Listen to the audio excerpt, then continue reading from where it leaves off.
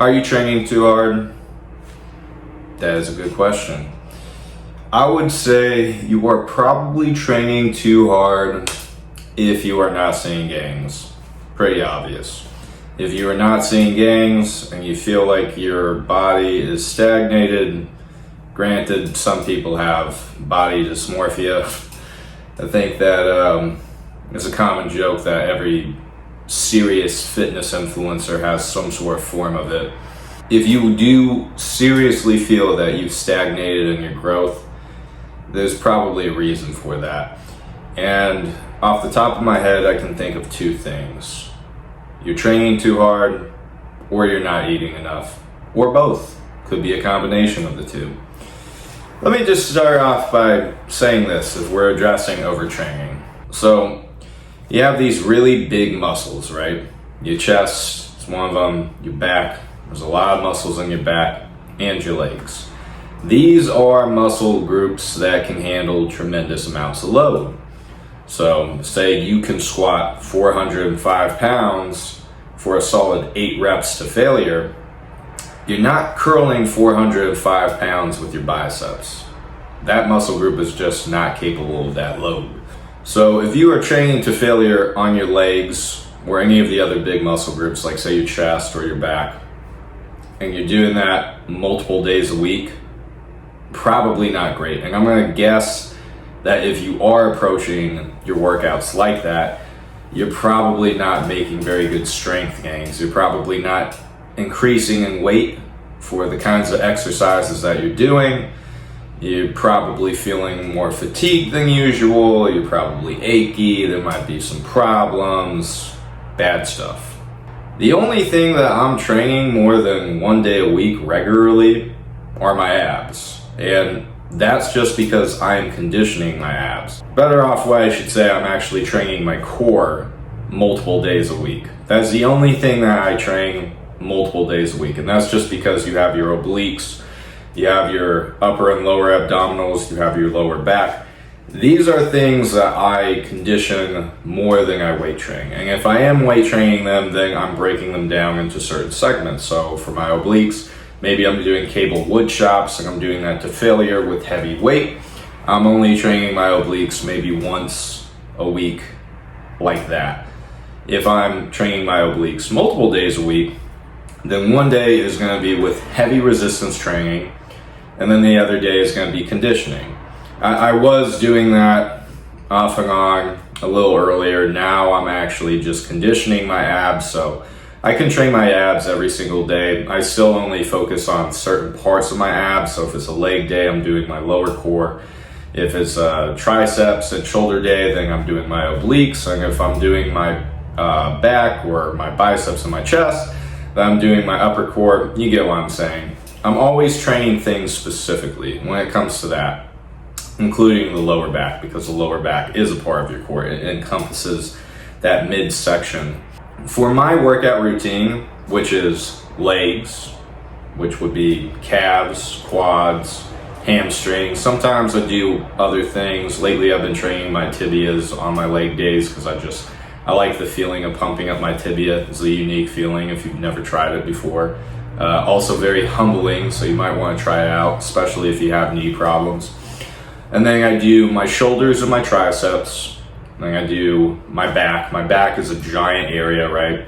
Everybody's back. You've got so many different muscles in there. You've got your traps, which is your upper, lower, mid traps. You've got your lats, rhomboids, lower back. A lot of muscles to work with, and you can work them very differently in terms of the kind of pulling exercises you're doing. So I like that to be its own day.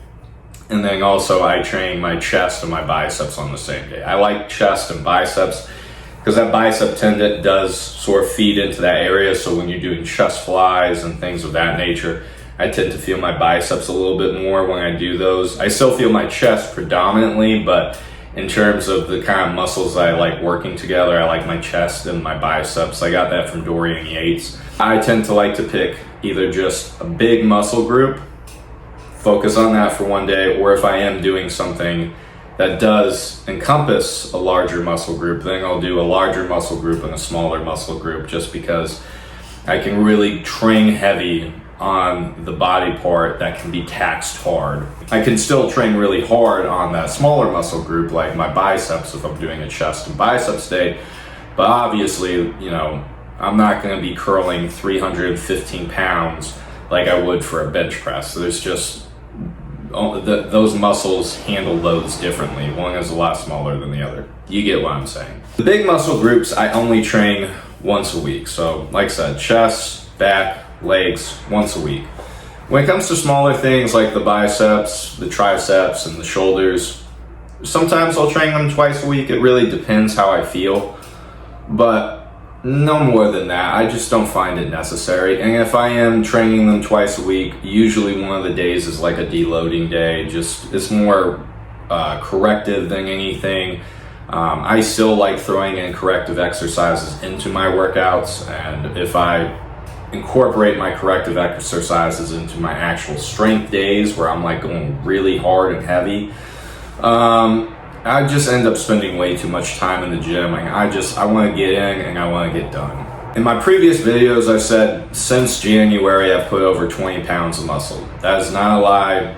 I have seriously put on a lot of weight. Part of that is due to eating, but I also think the bigger part of that is because I'm doing low volume training. I'm doing HIIT, which is a style of exercise that Dorian Yates, Mike Mincer, and then Mike Mincer's mentor, can't remember his name, but they all did HIIT workouts. I think that fitness influencer guy, what's his name? Oh boy.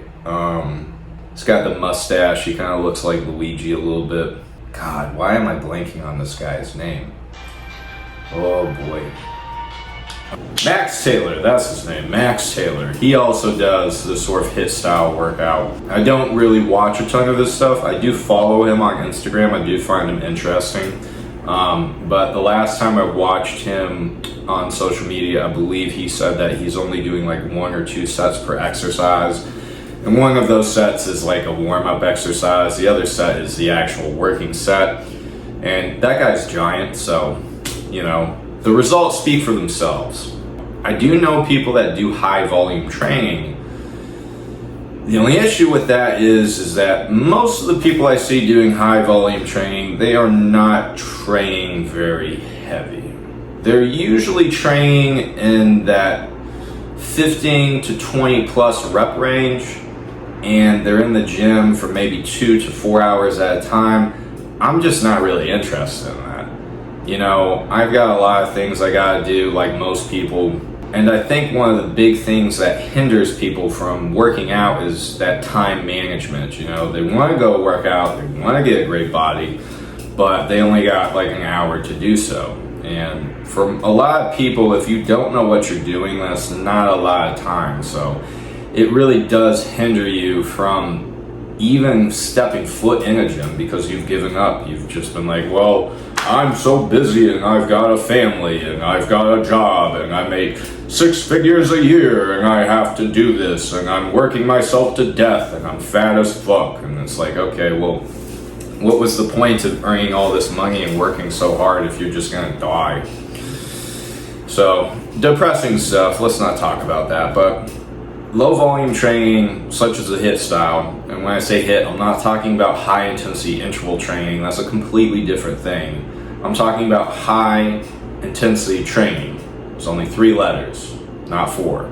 I'll give you an example of a workout I did recently. So I go to the gym, I'm hitting my chest and my biceps. Maybe for my incline bench, I do about 3 sets. I do 2 warm-up sets, and then I do 1 working set to failure. They'll be like over 225 pounds, just fucking pressing that thing until I can't press it anymore.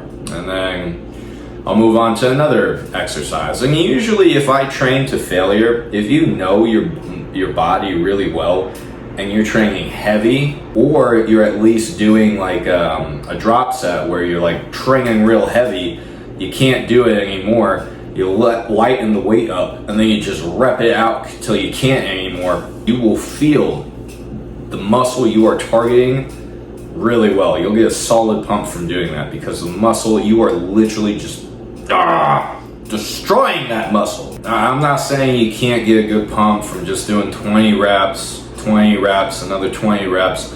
You can, but typically what I find with people who do that is they're not really thinking about the weight. They're kind of just, they're just fucking hammering away like some hamster spinning around in a hamster wheel. They're just going. They got no sense of controlling that weight. And the science shows that if you have better control over the weight and you're training in real deep ranges of motion, you're actually going to stimulate more muscle hypertrophy, especially if you're controlling the negatives. A lot of people, they just think about the positive and they're not really thinking about the negative. And science actually shows that the negative is probably where you're doing the most muscle damage. So take that with you when you go to the gym next time. Now, like I said, I'm doing like maybe 3 sets for that incline bench. Now I've moved on to another chest exercise. Well, my chest is pretty fucking pumped up. And I know myself pretty well where I'm like, okay, well, if I do 100 pounds on the bench press machine, I'll probably get like over 100 reps, whatever. But I'm just gonna do 12 warm up, 12 to 15 reps. That's my warm up set. Now I'm gonna triple the weight. I'm gonna go up to 300 pounds and just rep that fucking thing out until I can't do it anymore. And maybe do a drop set if it's necessary.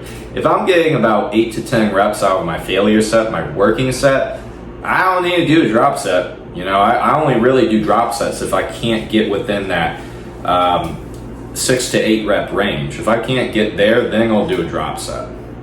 That's just what works for me. For a lot of my exercises, I'm only doing 2 sets. Now remember, since January, I've put on over 20 pounds. Now some of that is fat. Don't get me wrong. I'm not as lean as I was back in January, but my body fat percentage is still lower than 10%. I'm not saying that I'm in competing shape right now, but hey, you give me, about 6 weeks, I can get back to about 5% pretty easily. And I would lose some weight by doing that, but I'd also still have the kind of look that I have now. It'd just be a lot tighter, less water weight, more separation of the muscle fibers, etc. Why are people doing 5 sets? That's my big question. Like a lot of people, they're training so long in a gym and they're taxing the shit out of their muscle to the point where, you want to get to the point where like the next day, you're not comfortable walking around. Like if you hit your legs and you hit your legs hard, yeah, it's probably not going to feel good to walk around the next day. But say, you don't give yourself enough recovery, right? And you still are uncomfortable walking 3 days later, but guess what? You do high volume training, you're training your legs twice a week. Now it's time to train your legs again? What the fuck? What's the point? Your legs are still sore, they haven't recovered yet. If it's hard for you to squat, you haven't recovered. So what are you doing? Muscle grows when you recover.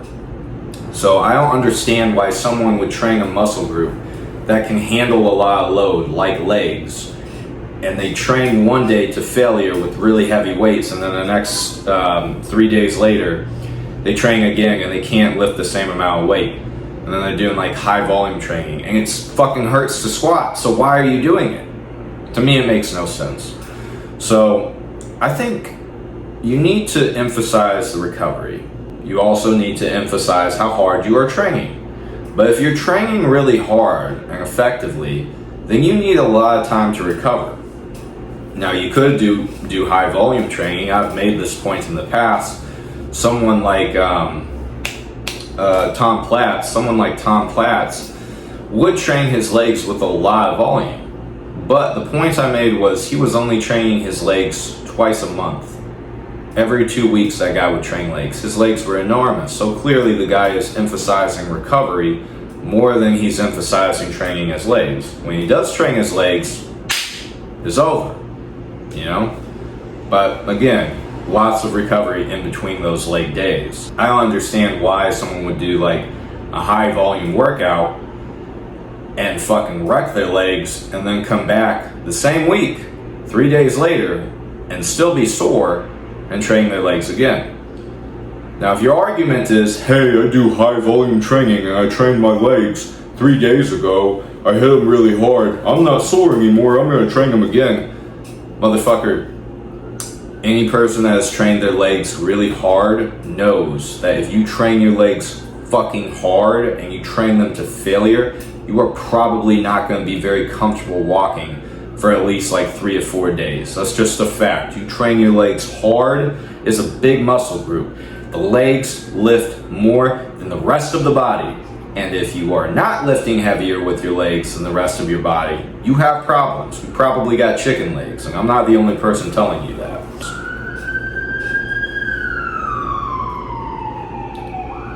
Your delts, your biceps, your triceps, to some extent even your calves, these are smaller muscle groups. So you could train them more than once a week, you know. I sometimes I do as well, it depends. But the bigger things, right, the things that can handle a ton of load, if you're training really heavy with those muscle groups and you're training to failure, there's probably no point in training them twice a week. Now I know some people are gonna say this is hearsay and makes no sense and that this is blasphemous. I've been training the same muscle groups twice a week my whole entire life. Great, if it works for you, I'm not saying stop, but I'm just saying entertain what I'm saying, right? And look at the history of people who have been doing HIIT workouts. I would argue that someone like Dorian Yates has a much better physique than most of the golden age bodybuilders or even the bodybuilders in the 90s. I mean, there's a reason why that guy won 6 Mr. Olympias, was because he put in the fucking work. He was pretty much the first muscle monster that existed. And then you see guys that have done high volume training. Well, I don't really know any modern bodybuilders right now. Like, I don't know anyone who's competing in the Mr. Olympia now. I know who Chris Bumstead is, and Chris Bumstead trains with more of a lower volume kind of workouts. He's not necessarily training high volume. Some of his workouts, he's only doing like 2 sets per exercise. And the reason being is because if you do one warm-up set, you get the mind-muscle connection there, and then you train hard and heavy with control. Just try it. You know, the mind-muscle connection that you get from doing something like that, plus the satisfaction you get. I mean, how much happier are you going to be knowing that you got the same feeling from doing 2 sets that you would with 5, 6, 7, however many sets you would usually do? Again, I take it back to my own personal experience, right? I did Arnold Schwarzenegger's workout routine. I did his blueprint. I followed that thing to a T. I completed the whole thing, not just once, but twice. And let me tell you something. It did not do shit for me. I probably put on a little bit of lean muscle mass, but I definitely didn't increase in strength, and I definitely didn't blow up in size. I'm not taking any performance enhancing drugs. I've been a natural person my whole entire life. Again, since January, since I started eating a lot more and doing Dorian Yates' program, I've been putting on a lot of weight. And granted, like I said, not all of it is muscle. I mean, I probably eat more snacks and shit than I usually would, but look, I'm just trying to put on size, so. And you know, in all honesty, I've kind of eaten this way my whole entire life. Prior to doing what I'm doing now, I was doing high intensity interval training workouts at F45. 6 to 7 days a week, I was eating a lot because I was burning a shitload of calories. Did I get much bigger? I mean, my biceps did. My biceps got a little bit bigger, but that's because I was curling fucking 60-pound dumbbells in a HIIT class. That's literally the only thing you can go heavy on. I am a huge advocate of doing high intensity training, low volume, training to failure, lifting heavy. I think, speaking for myself and from what I've seen, people benefit a lot from doing that. Usually what I see from high volume training is people kind of just become stagnant. And the body doesn't really change that much. It just maybe becomes a little tighter, but they're always coming into the gym, they're lifting the same weights, they're not really challenging themselves, they're not emphasizing their recovery, they're repeating the same muscle groups multiple times a week. I don't see how that's beneficial for someone that wants to put on size and muscle. If you want to seriously put on size and muscle, train to failure, baby. Hit that 6 reps to failure, however many reps you can get with the heaviest amount of weight possible, emphasize one really good, solid working set. Because let me tell you something. One working set to failure, as heavy as you possibly can, is going to stimulate and tax your muscles just by feeling alone. A lot more than if you're just doing 5 sets of like 20 reps with a weight that you feel like you could lift repeatedly. You might do 5 sets, that last set, you might go real heavy. Maybe the last 2, you might go real heavy. If I'm just competing with myself, I know for a fact that if I do 5 sets of squats, by the time I get to my last set, I'm definitely not lifting as heavy as I would if I just did 2 warm-up sets and then 1 working set. You know, people say all the time, like, you either train heavy at first or, you know, you train light and then go heavy. Reserve that energy for later. Well, how much later is later going to be for you? Is it going to be 5 sets later? Or is it going to be 2 sets later? Look guys, I only say this to share this information with you to make you have the knowledge, to make you find solutions for yourselves, to make you maybe become the kind of person that you want to be physically. So if you like this video, give it a thumbs up, hit the subscribe button. I'll be making more of these videos as I have free time. I'm an ambassador for a bunch of different supplement companies, Bucked Up, ATG Equipment, The Moose. If you want discounts for those, they are down below. I also got a couple of t-shirts and some fit swag out, so if you're trying to wear some cool shirts and support me, please go ahead and buy some, and I will see you guys again next time.